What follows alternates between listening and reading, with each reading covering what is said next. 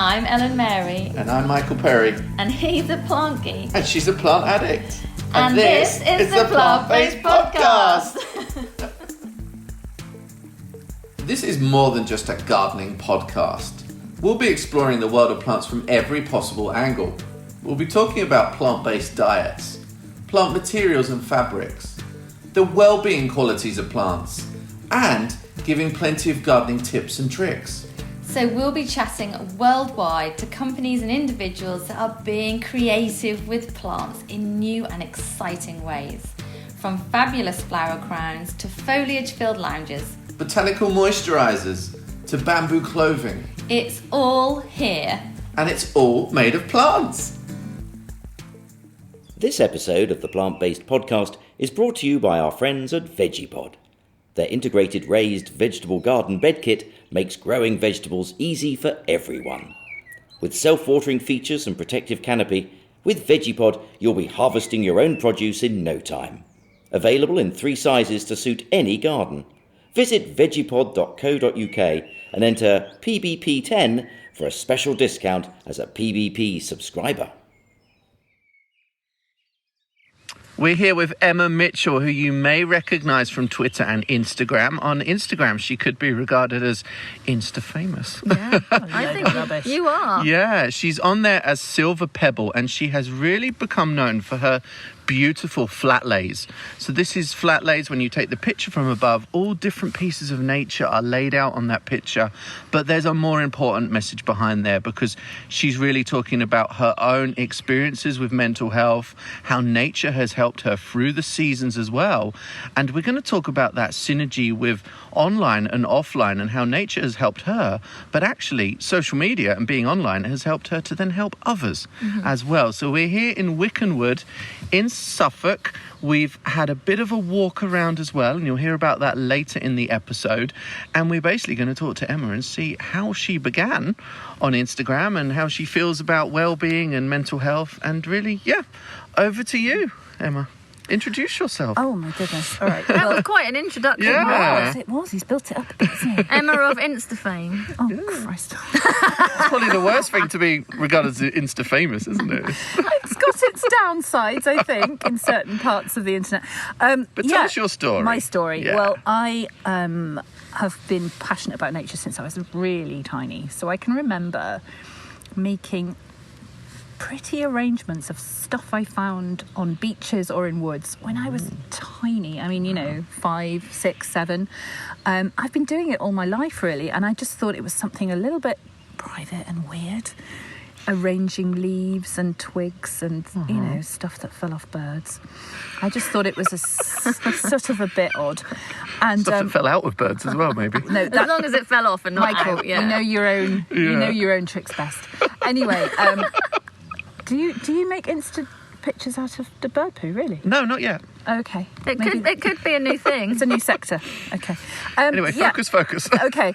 And so I started to do that a little bit on my blog. My blog started in 2008, and it was a combination of craft, so making and using craft in particular to help if you were having a sort of a down, stressful day, distracting yourself and sort of calming yourself through yarn craft or drawing or whatever, but particularly influenced by nature in the seasons. So I would go out, see what's flowering in my garden or in the hedgerows near our cottage in Cambridgeshire. It's about 25 miles from here, and use those plant shapes or plant forms to make things in silver or do embroidery or drawings.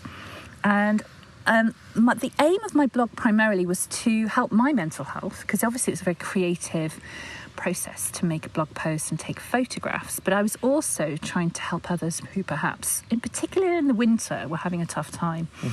And I was interested in how other people were using creativity and maybe contact with nature to survive dodgy days or the sort of lull you can often get in the winter.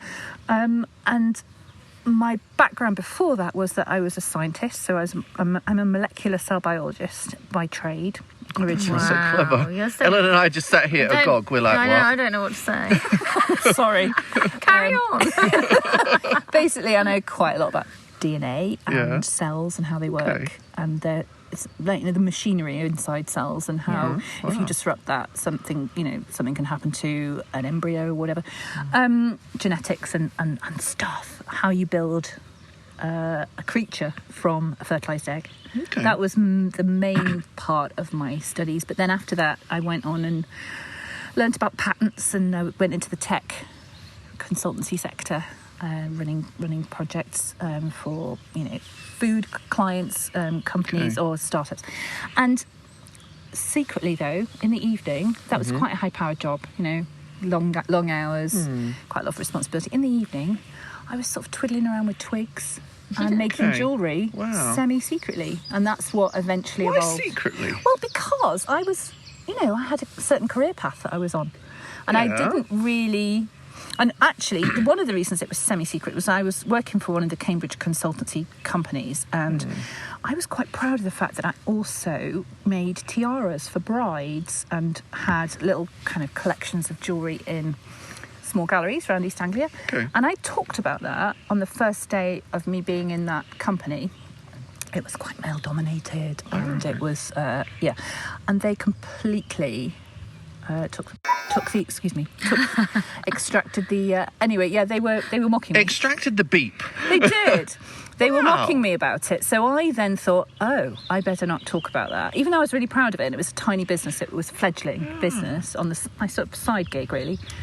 I didn't really feel that they were kind of seeing that something positive. So kept it secret. Well, of course, I often talk about the same when I was a kid, being ashamed of loving plants. I think you've had similar experiences, Ellen, as well. Yeah, I wasn't. I don't think I was ashamed. It just wasn't a thing. No one else done it, so I just didn't talk about it. I don't think I was necessarily even really hiding it, but it wasn't a thing. So I just didn't discuss it. No one would have known. So I guess perhaps I was ashamed. Yeah, you don't know what they would have said. I don't. I wouldn't have known what they'd said. So It's weird because I wasn't ashamed. So when I spoke about it, I was thinking, this is great. This is sort of entrepreneurial. It's transferable skill. I'm selling my skills to brides, and that I was also going to be selling my consultancy skills, but they thought that was laughable. So, and it sort of surprised me. It was kind of shocked me, really. Frustrating, actually. It is, but I mean, this was 2000, so it's quite a while ago. Okay, and I think attitudes towards handmade things and small scale, but maybe not in that environment.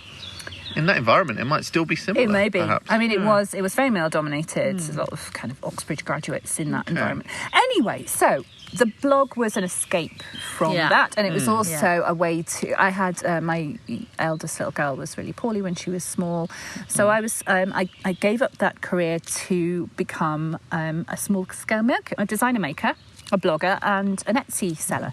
So the blog was really important for me to try and build up a little bit of an audience for the things I was making. Yeah. And it was also a lifeline when, my little girl was poorly, or we were in the middle of winter, and I was in a tiny village, quite isolated, and that was an online community that was really positive. There were beautiful handmade socks, there were gorgeous prints being made, drawings and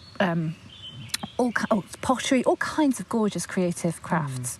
And that was a window onto a world that was really positive. So you're obviously a very creative person, and you used that creativity as your therapy. I did. Yeah, I didn't realise, but I know now that I was sort of self-medicating against high levels of stress in the evenings. I'd get home and my husband Andy would hand me a sort of tray with all of my jewellery making stuff on it and a glass of wine, and I'd put on Dawson's Creek. Oh, I used to love Dawson's Creek. So did I. It was amazing. I did the same bit with Hollyoaks. Did you? Yeah. Well, I watched that too. I was just really into the whole dynamic between Joey and Dawson and Pacey. Yeah. Do you remember? Pacey. Oh my God. And it's also very delicate and such as quite a gentle programme, wasn't it? As well. It was. Yeah. There wasn't a great deal of angst going on. I've got a spot. That's probably the worst angst there ever was. It's a bit worse than that, but anyway, so that was, I realise now that was me self-soothing after a super, super stressful day in a really high-powered job. So I now tell people that it might help if they are having stressful times, that something creative, very simple. I mean, you could just draw You know, you could draw a poo emoji if you wanted with a smiley face on it.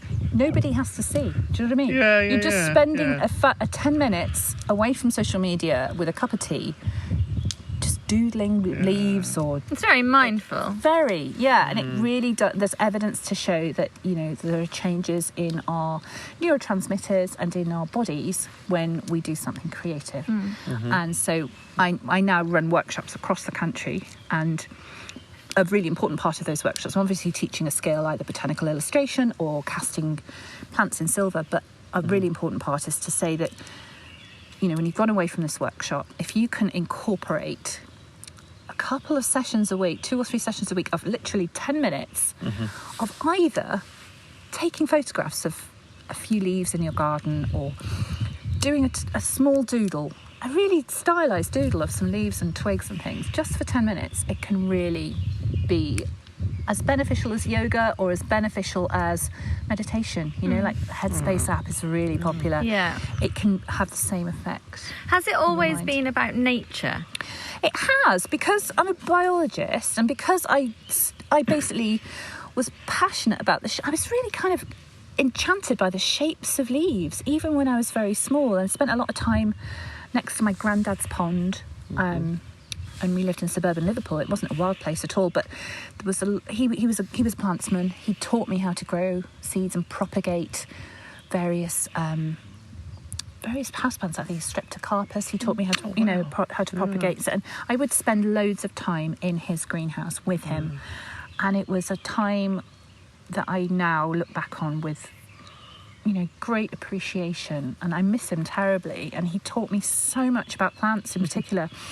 And nature. And I used to find we've just found a little tiny baby frog where we're sitting on these logs I know here. your eye for it. It was tiny and you saw it straight away. I know, I think I do have a bit of an eye for details in nature in particular, but we saw this teeny frog, which will have been from last year. So it's about 2 centimetres long. Last year's baby. And it's exactly the kind of frog I used to find next to my granddad's pond. But I used to hold it and think, oh, it's a miniature frog. And it used to blow my mind when I was about 5 or 6, you know. Just think, hold on, there's a big frog in there. This is a tiny one. How does that happen? What's going on? What is nature? How is this working? And so that, you know, and it was sort of inevitable. I'd become a biologist, There's you know. 2 points in what you were just saying there. And one is that we often say it within the podcast, but many people who we meet who are working in horticulture or being creative in horticulture have had a connection with nature from a very young age. Even if they went away from it and took another career, they've always come back to it. But that connection and that knowledge that they had that was given to them by maybe family members or schools or whatever it was at a very young age always comes back. It's always there within you, isn't it? Which is so important with children now. I agree, and I think that exposure to nature, particularly actually for urban children or urban families, is so important because first of all, it will, as you say, it'll lay down a passion and an interest in our environment, which, as we know, is under threat from so many different kind of human activities. But it was also maybe set the seed for their job. You know, maybe they'd go into, conservation or horticulture, as you say, or something creative influenced by nature, as I have. And I think that there's not just that sort of setting the seed for the children now to help to protect our environment, because we know how important it is. The climate crises are in the news all the time at the moment. But also there's the mental health benefits, as you know, don't you, both of you, the mental health benefits of sitting where we are now. I mean, we're just listen to the birds. It's absolutely really wonderful. Forced us to slow down and even enjoy the day and the talking, detail. Whilst we're talking, we're actually we're not as manic as usual because we are relaxed. Just the other point within everything you were just saying is how you held that frog and you looked at it and thought, how does this happen? Yeah. Where is its place in nature? Yeah. And we've actually just recently been talking about that, haven't we, Michael? That the world is a big place. Everything is linked. We are a minor part, but we're causing massive problems for a species. But everything is linked in some way, and every leaf you look at has a place. And a weed is part of this huge, big ecosystem, which is the world. Yeah. You know, and it's massive when you think about it. It's almost incomprehensible, isn't it? Yeah. I mean, even this little Fascinating. patch, I mean, we're sitting on some logs that have been felled to create a clearing in this beautiful wood in Suffolk. And even in front of us, I can see violet leaves and I can see some tiny wild roses just there. I can see some brambles. Yeah. And earlier on we saw sorrel, didn't we? Actually had a taste of some sorrel. So We can lemony. Oh, it's so good. Oh, there's a orange tip There's again. the orange tip, But yeah. loads of bugle and various grasses and sedges. So it's immensely complex. Even this couple of square meters in front of us, as you say. But underneath, you know, there's the interconnected network of mycorrhizae Yeah. Definitely. that help trees to communicate All of the roots. between one another. Yeah. So, Emma, I want to ask, at what point did you realise that you were actually self-medicating? Were you aware of it? No. Or do you now look back and realise that's what you're doing? I look back, and it's only really Okay. in the past year or two, having become a writer, having to start to really think deeply about the benefits of both time spent creatively and in particular linking that to nature, maybe going and gathering materials and the combination of that. I realise now that I was self-medicating by the repetitive movements of my hands and my eyes when I was making these little garland necklaces and also the small drawings that I do. And I would yearn, you know, I was in the office sort of 12-hour days, and it was really interesting but very stressful, and I'd yearn to get home and just use my hands to make things. And I was gardening even then. I was pretty young starting gardening. I was probably about 26 when I started gardening. But I really applaud you for actually getting home from that high-powered job and picking up pieces of nature and working with it, because a lot of us would be too tired at the end of that day and we wouldn't be able to switch our minds off from that high-powered job and interact with nature. But it's great that you were able to do that. You had that duality there, didn't you? Well, I think that a fair bit of my job was linked with molecular biology and sort of maybe biotech in some way. So there is a Okay. link there. But I think there's a part of my brain that absolutely lights up like a Christmas tree when I'm among plants or I'm making, or ideally both. You know, when I run workshops where we cast things in silver. So I'd be perhaps picking a tiny sprig of these little wild rose leaves, if there were enough of them, and we'd press them into silver clay and then basically take it through a sort of chemical process. And at the end, you'd have this beautiful pendant with an incredibly detailed imprint of these leaves. That, to me, is utter heaven. So you've got the gathering first. I go out into the garden with every workshop, or I go into you take people in the hedgerow and we gather things, or in a herb garden. Then we bring it home and press it into this incredible clay, and we make something extremely beautiful. So we've got all kinds of things going on. You've got the effect of being among plants and trees. So that has about 5 different effects on our biochemistry. As you were saying, you felt slower and more calm. Having been in here now for about half an hour in this wood, we'll have had lower blood pressure and the pulse rate will have diminished. Seeing the green when you're just gathering something to draw or to make with, the green, just the green itself has an effect on our So relaxing, isn't neurotransmitters. it? That's amazing. On our So neurotransmitters. And it's so easy not to do that, though, isn't it? I is. find that, at least, because I get so busy, and then rather than interact with nature, I can be guilty of just lying on the sofa and watching Hollyoaks. Or maybe just You know? looking at a photo. I mean, you can actually get those effects slightly less marked and slightly less strong if you look at photos of nature. Okay. And that can help when you're really poorly. But we've also got diminished stress hormone level from coming in this wood. And that's been shown by the Japanese research. Yeah, and they of course have one of the highest life expectancies in the world, don't Yeah, they? I And think they some of do. those reasons are they're very mindful and focused on one activity at a time, That's it. and actually they're not so into the multitasking, whereas we promote multitasking. But actually, it's not that It's seen good as a for you. strength, isn't it? It's Yeah. not. I find it- And their ability to appreciate and be outside of nature. There's actually 3 orange tips here. Oh no, they're not. One of those is an orange tip, all dancing around each other, and I They're feel completely amazing. distracted because they just look so beautiful. Those are, that's small I don't know what that whites. one is. That's Not a small white. Not quite sure what. Those species. 2 are small whites, and the one that went off down there was the orange tip, which keeps fluttering by us. I can see a ladybird. Can you? There on the leaf. Oh, No, that's a real memory of lovely. childhood as well, isn't it? Is it a ladybird or a ladybug? Oh, I'm not sure. But that takes me back to my grandma's aubrietia beds as well. Oh, Full of really? I love how plants are linked to memories and the Yeah. fragrance of plants You're as well, right, the yeah. feel of them. Oh, Aubrietia right, yeah. got a gorgeous scent. Sort of Yeah, slightly it's- peppery, Yeah. but And very such heady. a vivid colour as well. Such a it's like bright- a highlighter pen Yeah. that's been used on your rockery. And Yeah. amazing purples, aren't they? I do spend quite a lot of time outside with nature. My way Do to you? relax is to go outside with nature, and I love walking around our local woodlands and parks and gardens, and I'm partial to hugging a tree, which I'm going to probably do very soon. I'm partial to eating the hedgerow. Yeah, Whenever I yeah, walk with friends, yeah. I'm always like pointing out the things you can forage for, or eating the hawthorn leaves and Yeah. stuff like that. They just think you're crazy, though. Well, don't they? that's Well, they're the being ones with that are nature and crazy. appreciating it as well, isn't it? Well, you actually get there's an ancient pathway in our minds, in our brains, that links to foraging. You know, our ancestors and how important that was to actually survival. So when we picked that bit of sorrel earlier, Yeah. I, or maybe you as well, would have had a bit of burst of dopamine. It's called the harvest high. I don't know if Okay. you've heard of it. So when you gather something from either your garden, perhaps you've grown tomatoes, or you come across an amazing area with loads of blackberries and you pick them, that ancient hunter-gatherer pathway in our brains triggers. Wow. And dopamine makes you feel really elated. It's almost like it's a real natural high. And so going out and foraging, now not necessarily for things to eat, so maybe you could go and find, you know, a really beautiful leaf from a seasonal plant, or a very, very common wildflower you could bring it back, or a snail shell.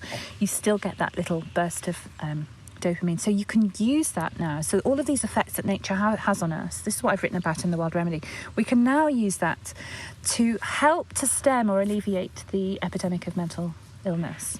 Incredible. Because those pathways are still there. Our connection with nature is still very strong, except that obviously most of us don't necessarily immerse ourselves in a Yeah. woodland area every day. I always find the term connect with nature or reconnect with nature quite a funny term, because we are nature. So I don't see it as connecting or reconnecting. I just see it as remembering it. We just need to remember we are actually nature. Yeah. That's a really You're good way so of thinking right. about it. So right. But I think if you were an urban dweller and perhaps lived a bit of away from any green space, Yeah.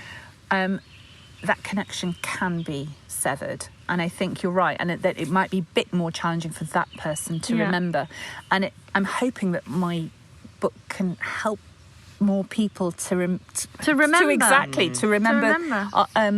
Because as human beings, we evolved in this kind of atmosphere, in this kind of environment. This was our high street. This was also our home. And our supermarket. Well, exactly. To some degree. Yeah. Totally. Our supermarket. I mean, all of the things we needed for medicine, but also for food, for adding flavour to our... But also, you know, all of these kind of hazel whips, and this is hazel here. We'd have been using that to make our something. homes, Yeah. but also to keep in our livestock, or you could use it to make baskets. So everything we needed was outside. So when we actually go and spend time, those ancient pathways can be reawakened, and they're still there. I love it, and it's completely. I mean, you know, everything I do is about well-being and how plants are good for our well-being, and how being together. I don't even like to say connecting, but just being together is so important for mental health and physical as well. Absolutely. Essential. It's been absolutely fascinating. Thank you. So in the second part, we're going to talk about your book. Oh, okay. Which is fantastic, and also flat lay and how you do that exactly. Give us some tips. Yeah, and what's it like to be Insta famous? Do you get recognised in Tesco Express, for example? Never. I can make that clear right now. Never.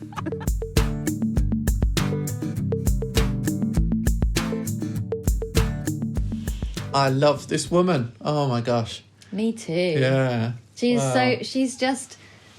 She's very honest. Yeah. But she's great fun as well. So intelligent. Yeah, exactly. And she's got such presence, and from at times, from time to time, she's got this kind of almost like slightly dippiness to her, which then I can relate to, because You're dippy. yeah, I mean, I can be a bit clumsy from time to time, or kind of like, you're just, Yeah, just that kind of lovely Englishness, I guess, that we have, that kind of real honesty. You know, about it. Yeah. you often say when you very first meet someone, you know if you're going to get on with them or Yeah. not. I Yeah, felt yeah, that yeah. as soon as I met her. I thought, oh yeah, you are great. I Yeah, really, you know, when she what a bought great you person. lunch, wasn't it? But when she bought me chocolate mousse for lunch. But no, her knowledge is great. Kind of obviously her self-medicating is extremely interesting as well. Yeah. And of course how she has made kind of a flat lay art form out of this as well. I was so excited to meet her for the first time because I'd followed her for like a couple of years, I think, and she gets a hell of a lot of likes on Instagram too. And yeah, and I went to her book launch in Cambridge. Yeah, and it was a real honour to meet her, and we had some little snacks afterwards. And That's yeah, and nice. so I'm so happy that you've met her today as well, and you feel the same about her. Completely. As well. I've followed her on Instagram as well, like you said, and other social media. But I got her recent book, The Wild Remedy, which was really good. It's a nice seasonal approach to how nature can help your well-being. So it was really good, really interesting. So yeah, sometimes when you, I don't know, read a book or you follow someone on socials, when you meet them, it's almost underwhelming in a way, but not with her. It was fab. Do you know what I mean? It was just brilliant. Yeah. She was exactly lovely and great fun, and I just, really great person. And I love how she talks very openly about her mental health in order to help others whilst being cathartic, I'm sure, for herself as well. But putting yourself out there when you've got definitely those kind of issues is a big deal. Yeah, it really is. And to be so candid about it. But I guess, you know, you get a lot of comfort from knowing that helps other people, because not everybody would necessarily be able to talk about it in that way, and also so coherently as well. Yeah. She's kind of able to kind of bring herself out of herself and look down on it, which can't be easy to do that all the time, but she's able to do that enough that she can help others, which is amazing. And I love, you know, we start to chat to her more about what's behind everything in the second half, but then right at the end of the second half, we actually go on a bit of a walk with her in the forest, don't we? Which is incredible. Brilliant. Her eye for detail. That frog! She noticed a frog. It was teeny tiny little frog, but she saw it out the corner of her eye. So, and we said, "How did you see that?" And she said, "Well, I'm a naturalist, so I just spot things." And all the flowers. It was so nice to spot all the little flowers. And she seemed very at ease and very happy in her environment. And I think that mental health is being discussed more now. I mean, obviously, there's a lot more work to be done,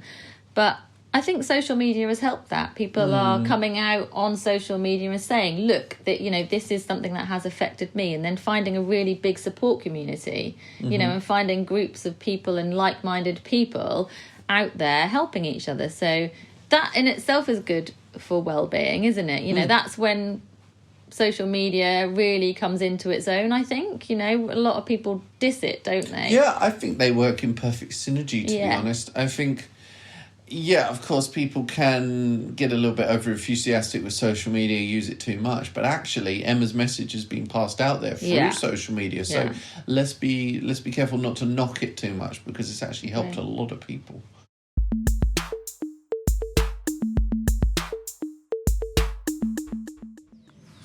So we've now moved into the garden at Wickham Vineyards, and we've walked through what's really like a magical garden around like a Tudor house. We think it's maybe Tudor, but we've been plant geeking out like we crazy. have, and Michael's giddy with everything that he's seen, but it is actually beautiful. And we've now walked into the kitchen garden, which is where we've taken our pew for the second part of the podcast. And in the first part, Emma told us all about her love for nature and where that stemmed from, and how it's helped her mental health. Yeah.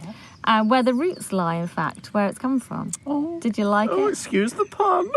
Thank you. Very nice. Thank pun you. There. And so we're now going to talk about your book, and also so listeners can get some tips on flat lie, which is what you flatlining, not that.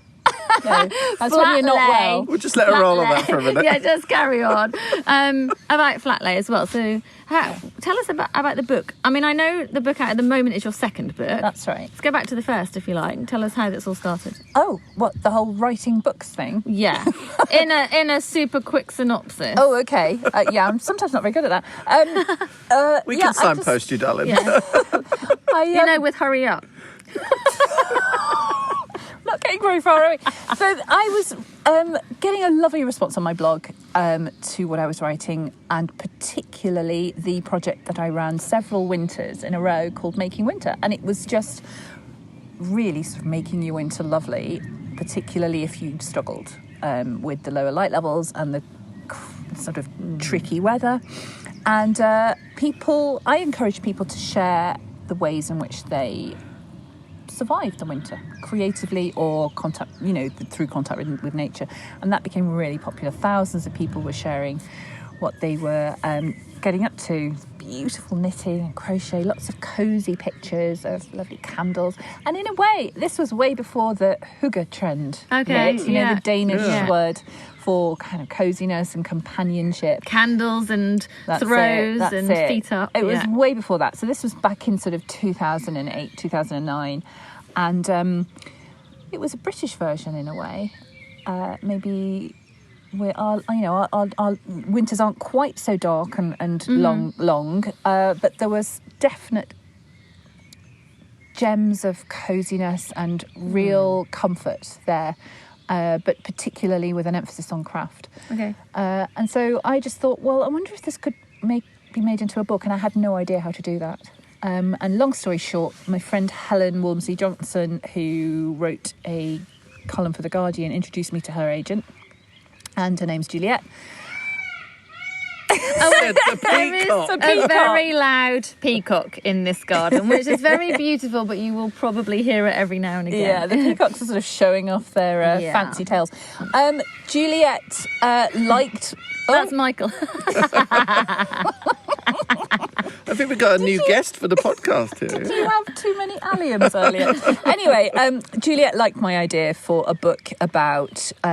a sort of survival guide, a creative survival guide to the winter months in Britain, and also in the US and Europe, and that's what happened. So, Making Winter was published in October 2017, and it's done well. I mean, it's been endorsed by Robert Macfarlane, one of our best nature writers. So, because in the book I also talk about connection with nature. That's very, very important. Getting outside, going for a walk, letting light into your eye, and often gathering materials to make really simple hedgerow or woodland wreaths, pressing leaves into silver clay, or doing a little bit of drawing. Or there's also a project about making nature collections and sort of keeping a nature diary. So it's still all about that nature helping our well-being. Yeah. And then so you've released a second book very recently, haven't you, called The Wild Remedy? That's right. So that is a nature diary of mine. So it started to rain again, hasn't it? It has started to rain. Have you got a brolly? I have, but I can cover up. Oh yeah, I'll hold the phone. Don't worry about that. And the peacock's now just a foot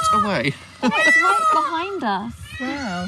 That is loud, isn't it? He is very loud. So The Wild Remedy it's a seasonal diary, isn't it? It is. It's basically it's a diary of my mental health and how getting out into nature impacts on that relatively quickly, but how I keep going outside and going for walks, especially on days when I'm feeling really low or really exhausted.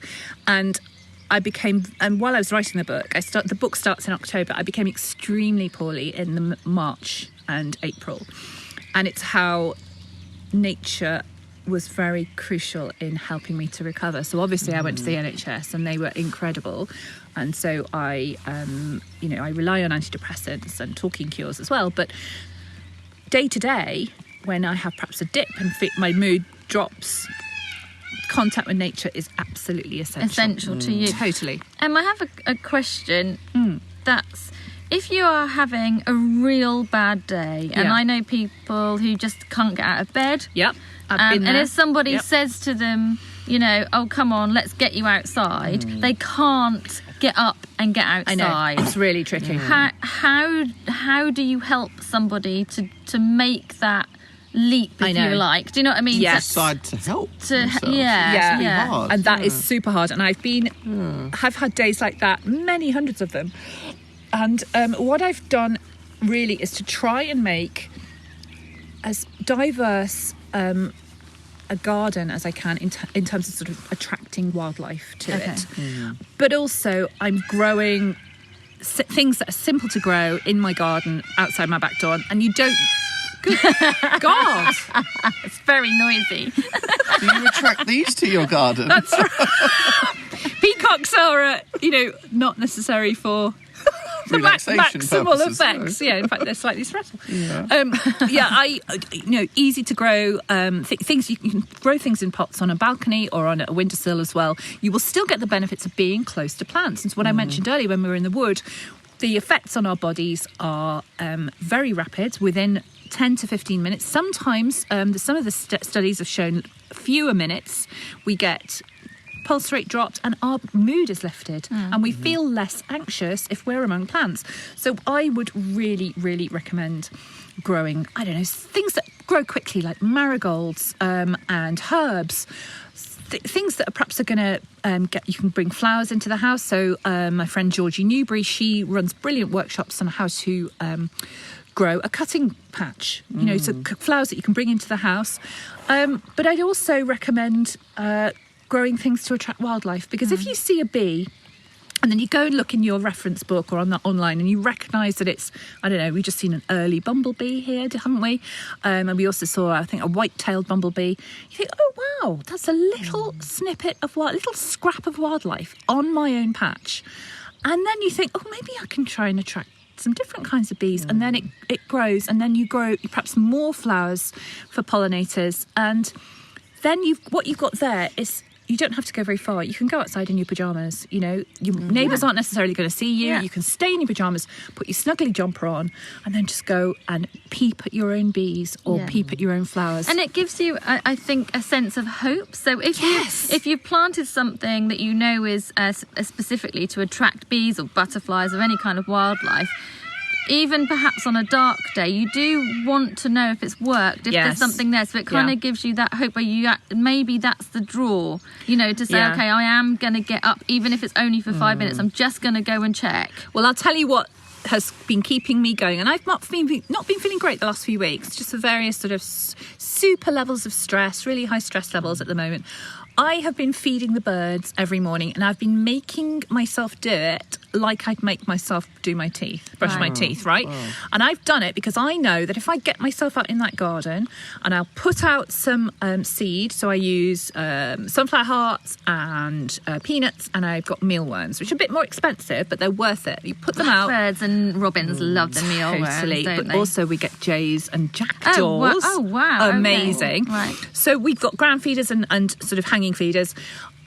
There's evidence from research from the University of Exeter that shows that if you're looking out of a window and about a third of it is covered in foliage, your mental health is improved, and you can measure it. But if there are birds in that foliage, your mental health improves further. So my advice is this: if you feel like poo, you feel absolutely rotten, like the poo emoji, like properly, but we're not even with a smiley face, a poo that's in bed with a sad face. Feed your birds, okay? Wow. Even on a balcony. And I can recommend that because I know that watching house sparrows coming, watching a starling, seeing them sort of strut about, those funny little struts they do, absolutely funny. And then you also get the sort of interactions and the hierarchy. So you get a blackbird who's trying to chase everyone off.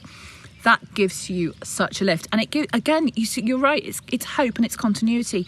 And then you want to see what happens the next day. And then you think, hold on, are they going in that hedge? Oh, hold on, I think there might be a nest there. Yeah. And then you think, if I feed them, their babies are going to survive more readily. I think it's that if I don't feed them, they're they're relying on, they're waiting for me to feed them. Now, if I don't get up and I don't feed them, then I feel like perhaps I'm not doing something good for them. But also, do you know what I mean? there's literally we've got a little gaggle of house sparrows. House sparrows and starlings are seriously threatened. Their numbers have been slashed by human activity in the last 50 years. So the ones in our garden, I want them to survive. Yeah. And when you put out peanuts and mealworms and sunflower seeds, you are literally having a direct impact on some of the birds in the Britain that are really struggling. Yeah. And so you're doing something great, and that takes you out of yourself. Yeah, And the distraction element as well is great. You've got the distraction, you've got the boost to your mental health by simply watching them, but it also means that you have to go out among your plants. Yeah. And Forcing you I out. probably wouldn't That is necessarily do that anyway. But so I go out there, I feed the birds, and then I start just peering at the little bees that are coming onto my honeyworts and cerinthes. I go and say, honestly, Right they are behind me. really Good morning. Hiya. He's so noisy. So, I think it would be great if we could talk about flat lay now as well, because it's Yeah. something you're really well known for. Visually so beautiful. Oh, thank But the you. benefits of what you're doing for yourself while you're doing flat lay are massive, aren't they? They So are, yeah. It's where did this come from, and I what's it all don't about? know. I've been doing it since I was seriously very little. I've got a memory of sitting on a beach in Pembrokeshire, so in sort of West Wales, when I was about 7 or 8, and arranging little things I'd found, like a tiny shell, a little bit of dried seaweed, maybe a tiny twig, a little crab claw, and I'd make them into little arrangements. And I do it now. So I'm now 47. So 40 years later, I'm still doing the same thing. My brain has an urge to do it. And I don't quite, and it's to do with gradation of colour, and it's to do with shapes, and it's to do with space between them. And there's a weird part of my brain that gets really happy. Okay. I get a joy from doing it. But I now realise, having heard and read comments from people both on Twitter and Instagram, that looking at the photos that I make makes other people feel good too. So Yeah. I get a for me it's like meditation. It's like a sort of brain yoga with stuff that fell off trees or birds' bums or, you know. So things. you're basically collecting things from nature. That's right. And Are you you're placing them. Oh yeah, we have a helicopter now. That's amazing. That's a shit. It's very noisy. Countryside, but Let's wave.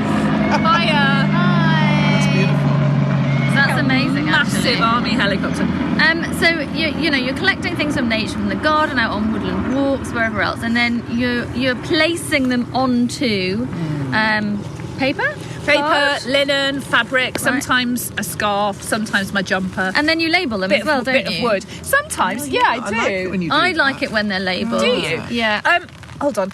I should just put in We now have an umbrella. Yeah, It's high tech. amazing. I do like to label them because that connects me to sort of collections that I saw in houses a bit like this one. Okay. Old stately homes and National Trust properties. My mum used to drag us around loads of them.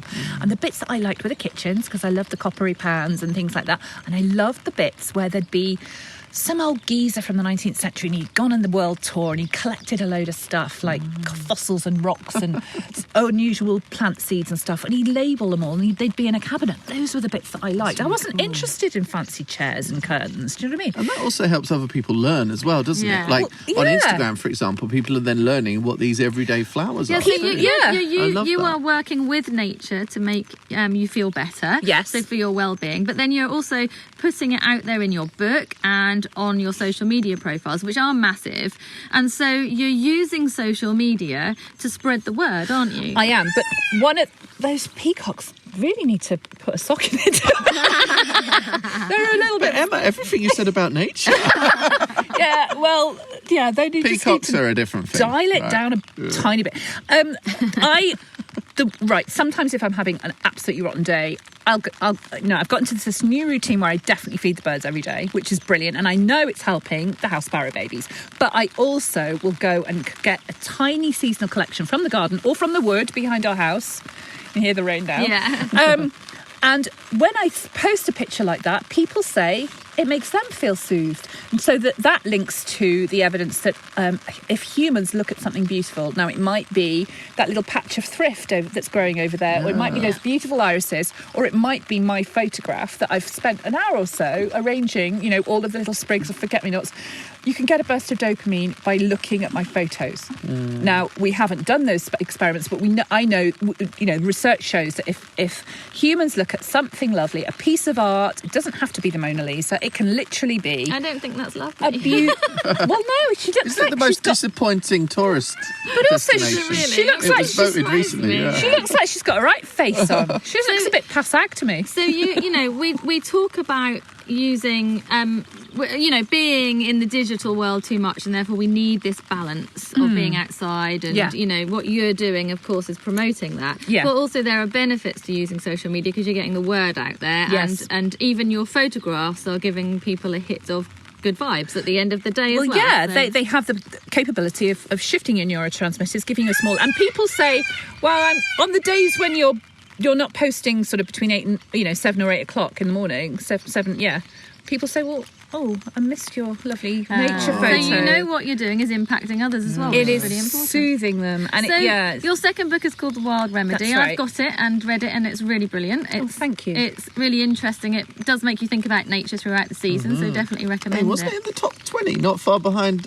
the Obama book? Is that right? What did you say earlier? Yes, only for a few days. Modest. Only for no matter how many days. If it was there, it was there. Even for an hour. For a few days, it was. Yeah, because it was the subject of Radio 4's ramblings. Incredible. Well, that's amazing. Thank you so much, Emma, for spending time with us. You're welcome. Really I feel quite energised, if you like. Yeah, to go and we're about to go on a bit of a woodland walk as well, aren't we? So, we are. Yeah, so we're going to see what is out in our local area. We're going to have some fun.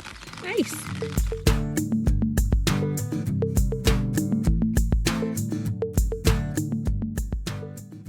We're here with Emma Mitchell, who is also known as Silver Pebble on Instagram. She's become known for her beautiful flat lay pictures, but more importantly, for the mental health well-being that she talks about, and talking about her own experiences and how she's been helped by nature, not just getting out there, but also taking that nature back into her home, also noticing the changes with the seasons. So we're here in Wycombe Woods in Suffolk, and she's taking us on a nature walk, and she's going to point out lots of the lovely flowers, the birds. No pressure, Emma.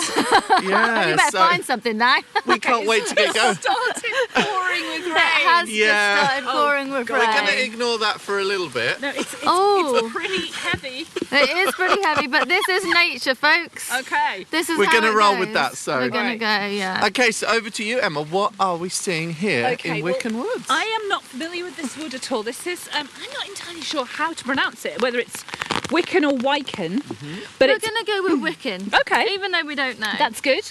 And it's behind Wyken Vineyards, so it's not Wyken Fen. We're about 25 miles from Wyken Fen. This is W-Y-K-E-N. That's right. So we're in a very beautiful part of Suffolk, fairly near Bury St Edmunds, and this wood is not familiar to me at all, but we've already come across bluebells, haven't we? Natives. Native bluebells at their peak. Beautiful, really, really bright blue, aren't they? Gorgeous colour. So vivid. Indigo, isn't Yeah, it? it is, yeah. I know, it does. I think it does something to our retinas. I think there's something very... what's this? This is stitchwort. Stitchwork. And it's... Silene. I'm not sure. I don't think so. I think Silene tends to be a campion. So stitchwort has got quite a few colloquial names. I think one of them is bachelor's buttons. Bachelor's buttons. Yeah, it's a sweet name, isn't it? But I think it's so pretty. Look at that. It's gorgeous. Colony as well. Gorgeous drift of little white flowers with 5 petals. Each petal is deeply divided, though. So it looks almost as though it has 10 petals, but very delicate.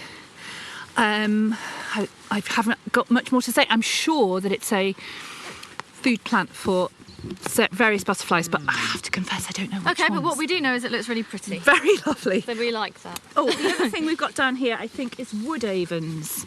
Oh, GM. Yeah. So I think that's wood avens rather than water avens, but yeah, GM. So this is a relative, isn't it? A wild relative of the GMs that we have.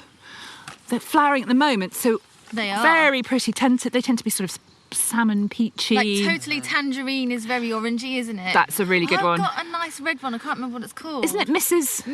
somebody? Mrs. Bradshaw. Mrs. Bradshaw. Bradshaw. That's the one, yeah. She's ace, isn't she? People don't realise that there's actually a wildflower version as well. Well, it's a very short plant. It would be easy to miss it as well, wouldn't I it? do love this one. I mean, the Woodavens has a tiny little yellow flower, and in the first version of... Is this the tiny little flower? That's a celandine. Oh, no, yeah, it's underneath. I see that. That's a tiny now, celandine. Yeah. No, the There's a layer flowers upon layer are... of flowers here. Yeah. The flowers are coming here. You can see, but they're very delicate, almost a bit like a strawberry flower, but with yellow petals. But Nice. in a way, I prefer the water ravens, which is another relative. They've got beautiful sort of salmon pink flowers that are like a bell, Lovely. but they tend to like much more damp place. Yeah. Hey! Sticky Willy! It's So Sticky Willy. we used to call this goose grass. Yeah?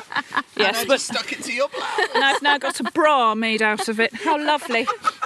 Emma has a Sticky Willy on her. But there is so Breast. much... Thank you for that detail. Right, we're editing that out. No, we're not. I don't think we should actually. But this plant, there's so much chat about this plant at the moment, isn't there? People are using there? it to make soups. Yeah. 'Cause it's That's really right. rich in vitamins and minerals. Very good for isn't you. it? It's That full is. of goodness. Okay, now that is that bugle? Yes, a juga. Look Uh-huh. at Ajuga. A Yeah. juga, and Look behind. I don't know if that's dog the- violet or sweet violet. And look, speedwell. So much. Oh, so many So, little baby speed blooms. well here. This is in a tiny patch in the woodland. We've within this one patch, there's all of those things. Oh, It's and- incredible what you can find, isn't it? Look, herb robert as well. Herb So robert. wild geranium. Yeah. Now look, There's loads. so much That's incredible. diversity just here in this tiny. And this is just in kind of like meters. This is a kind of sedge. I'm not sure what it's called, but it's really pretty. It's flowering just now. And of course, while we're here looking at all of these beautiful wildflowers, we're in amongst the trees. So we're also forest bathing, aren't we? Well, we are. I mean, it's not hugely warm today. I think the effects of forest bathing are more noticeable on warmer days. Just checking what that was. I think it Unless was. you're wearing an anorak. I actually feel quite warm in my nice thick coat. No. What I'm talking about is the plant oils, though, because when I'm walking over various different kinds of plants now. So there's some buttercups there and various grasses, sedges and woodavens and things like that. And they're all releasing their own cocktail of plant oils when we sort of squash their leaves a little bit. They're not damaged necessarily, they just release them. And those plant oils, as you may know, are there to protect the plant and sort of defend them against their own viruses and bacteria. Yeah. And it's those plant oils that you wouldn't necessarily smell unless it was a plant like lavender that you were brushing past or treading on, or something else Something really very fragrant. really scented, you know, like there's a relative of Sticky Willy actually, and it's called sweet woodruff. Okay. And that I would love make sweet woodruff. Oh, that's great for so- sleeping It's at night, really isn't beautiful. it? Yeah. and I, as well, I think it used to be a strewing herb. So you know when they had rush mats in the down on the floor, and they perhaps put it to cover up some nasty nifts. Michael. It's really pretty as well. I love the whorls in the foliage. Oh, ignoring so anything pretty. you're saying. But it's related, I think, to yes, it's a gallium. So it's a Gallium. type of it's a relative of Sticky Willy. But anyway, if we were walking over woodruff, you'd smell it. And we don't necessarily smell what we're walking on at the moment, but we're still inhaling oils from these plants, and it's those oils that have an astonishing effect. Various effects actually on the human body very quickly as well. So we've been out here how long? About 10 minutes? Yeah. So we're getting into the zone of time, the time frame where we're going to start really gaining the benefits of being out among these trees and plants. So lots of the Japanese research that is underpinning their movement called forest bathing, which is extolling the benefits of being outside in a forest or a wood when you're both mentally or physically unwell either. You know, if you're just feeling really rotten in various ways, it's really recommended in Japan by the government to get outside into a place like this.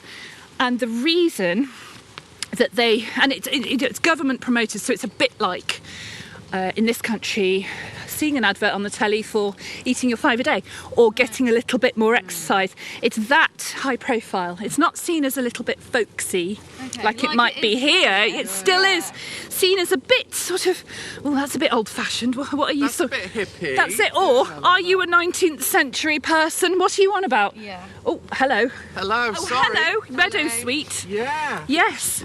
So this is a very scented herb too, isn't it? A very scented plant. Philopendula. That's Lovely right. plant. So its leaves, I think, are a bit medicinal in their smell. Is that right? A bit like germaline. Oh, it is. It's like germaline. That does. Yeah, you've got to really rub. You've got to break the leaf. Wow. Germaline for the leaves, but let then the oil out and you can smell it then. that's really. Germaline really reminds me of my childhood. It was we always had that and witch hazel in the cupboard. That's right. And scars, I Gosh, guess. I was always falling over. Being yes. so gung-ho as you are. My mum called germaline magic cream because it was also pink, so it was quite appealing. That's right, yeah. And it smelled super weird, didn't it? But Yeah. then if you put it on your knee, it was like, okay, I'm was good magic. now. I'm fine now. All is well My in the grandma, world. I know this is a bit off subject, she used to have something called, what was it?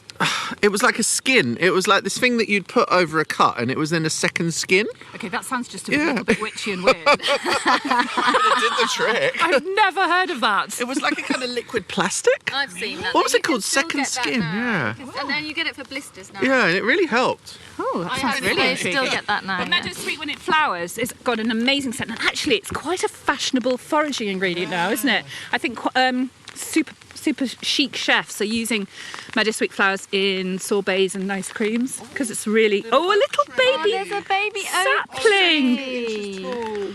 This is going to one day be a lovely magical tree that we can all hug. Oh. In fact, I'd like to find a tree to hug.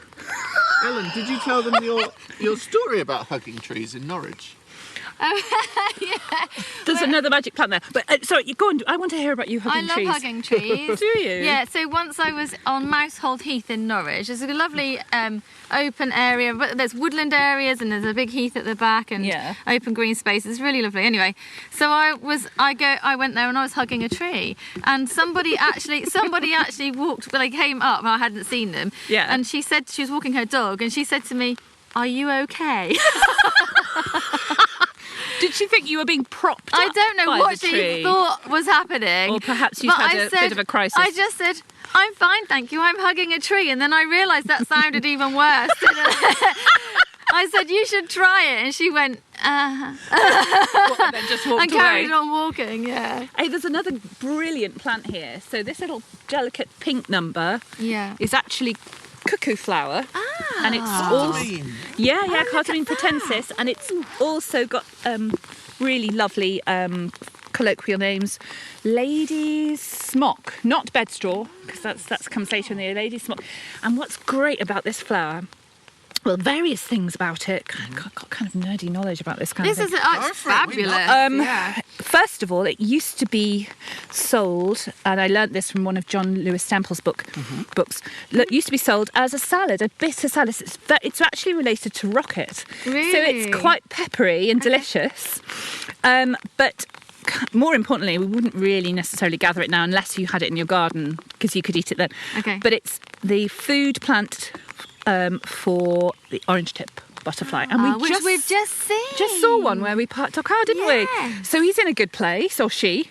So yeah, I actually also I've got a little tiny wisp of cuckoo flower in my weeny pond, but I'm also growing. Oh, hello! Is that ground ivy? Yeah. That is so pretty. Yeah, we're just spotting one thing after the other I'm after just the other. uncovering them, ready for her to talk about it. She's like, "Oh, hello!" The minute she sees them, she's into them. a bit butterfly minded. So yeah, the orange tip will lay its eggs on that, but will also lay eggs on garlic mustard or Jack by the hedge. Okay. I'm not sure of its scientific name. Do you know, Michael? You know the one I mean? Garlic mustard. Oh, Little yes, white yes, flowers. yes. Again, a brassica. Yeah. And I remember that one. found, get this, an orange tip caterpillar who just hatched on my garlic mustard That's incredible. in my garden about 2 days ago. Might have had a bit of a moment. And it makes you feel good. So good. So It makes you realise how small we are. well, Yeah. As well. yeah, but also what's brilliant is I had a couple of plants of it growing, and I didn't know any better a year or two ago. pulled them out because I thought, oh, it's the sort of weed. And now I realise it's a food plant. So I've actually got 2 patches that I encouraged and sort of sowed. And now the butterflies have come. Yeah, so I'm amazing. so they come, excited. They find it, don't they? Yeah, if you grow it, Yeah. they'll find it eventually. Yeah, we just saw the little mauve flower, the ground ivy, the glaucoma. You seen that one before? I have. And do you know what? I think it's quite scented. Yeah. And here's another sprig of it. I think, I might be wrong, but I think they used to use it to flavour beer when they didn't have any hops. I'm just going to have a sniff of it. Hold on. Yeah. Is that Have it? a smell of that.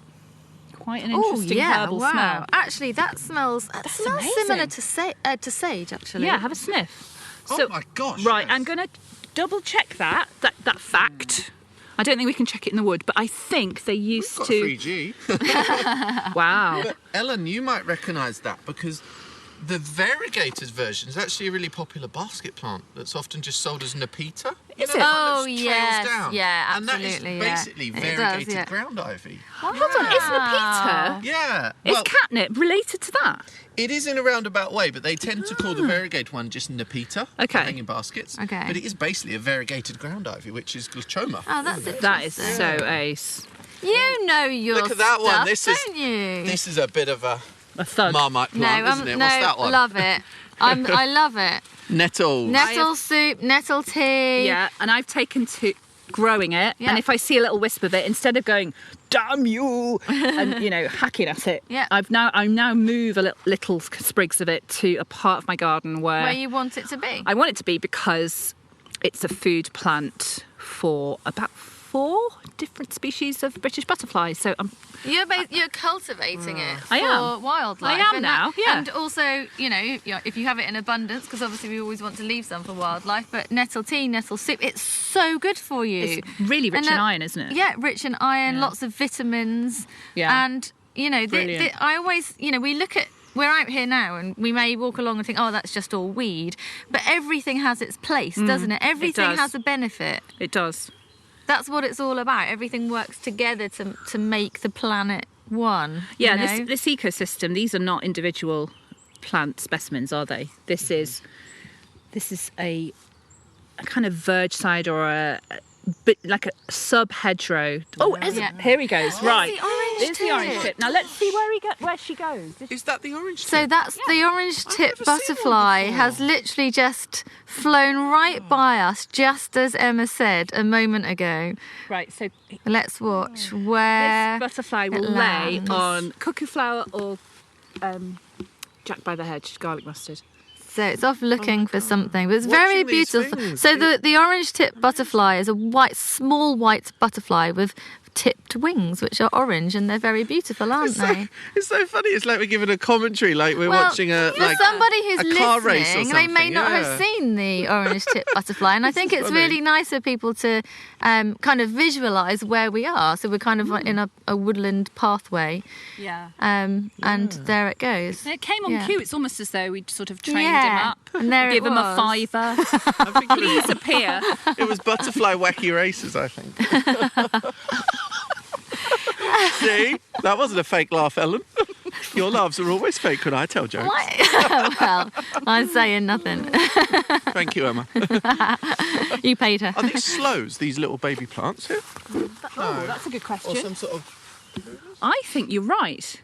Let's have a look. Make anything with sloes? Me, yeah. I Yeah. mix sloe gin, but I also use sort of wild bull aces, which are Okay. little. The plums are a bit bigger than a sloe and also sweeter. Let's have a look. I'll be able to tell if this is blackthorn. Yes, see, look. Yeah. Brutal thorns there. Oh yes, nasty. I think That's blackthorn. I think it is, and it should have the remains of blossom, which I think it does. But these are quite young Yeah, they're just little specimens. saplings, aren't they? So isn't it amazing that we've literally just walked around here for 15, there's some 16 veg. minutes? Oh, Sorry, look. Ellen. Oh, No, we're good. gorgeous. And we've seen so much in such a short time. It's quite incredible, really. This is a beautiful wood. I think it's quite ancient. I mean, if you look at the size of the trees, I would say this is quite a well-established wood. And whether it's a little patch of the ancient wildwood, I wouldn't like to say, but No, but it's beautiful. So definitely get outside, go for a walk in the woodland and see what you can find. Yeah, it's really good. We could do this forever, but I think we need to wrap up because we've got to get back. Yeah. Thank you so much, Emma. Thank you're you. welcome. Yeah. It's lovely to be here with you.